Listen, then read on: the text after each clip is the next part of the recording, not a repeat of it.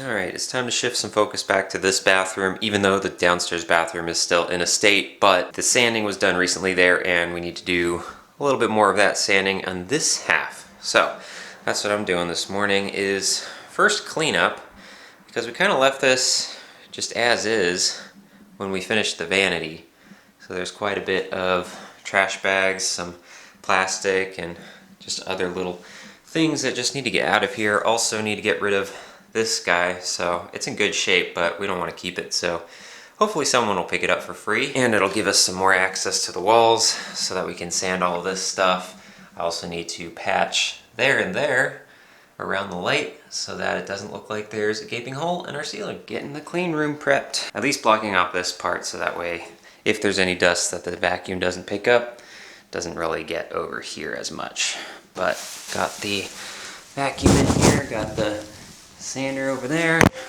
We'll get rolling on this soon. Hopefully when it's not too hot. Oh, I'm dying in here, but I guess that's what I get. We're working in an unair conditioned, sealed bag of a bathroom, and it's actually supposed to be like 100 today. Actually, oh my god, I just realized it's so humid in here from my sweat that the lens is fogging up. I guess we'll have to make this quick. But I got the sander up here and was starting to do the walls. Should be easy in here because it's already smooth. Basically just need to make it smoother, but look what I found. These two walls so far. This one, a couple spots, but not as much, and I think that's probably because we put some drywall mud on this already, so it might be holding down the existing paint there, but here, it's just peeling off like it's nothing. That's some of the stuff that I've peeled off of this back wall so far. Basically, it's a little hard to see, but right around there is the line. So all of that is paint-free now. Someone clearly painted this when it was dusty, because you can feel and see there's just a tiny little, the ittiest bit layer of dust behind that. So I'm trying to get this all off as much as I possibly can in one piece, because it's much easier to kind of push this up and around. It's oddly satisfying if it wasn't so freaking hot in here. But I'm gonna keep doing that for a while and see how much I get off of this. Well, the heat wave continues and it's having its effect on the wood.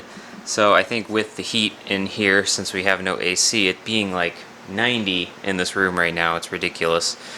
But I think it shrunk the wood, and so now our seam is showing with the wood putty and paint that we did last weekend. So going to remedy that with some caulk.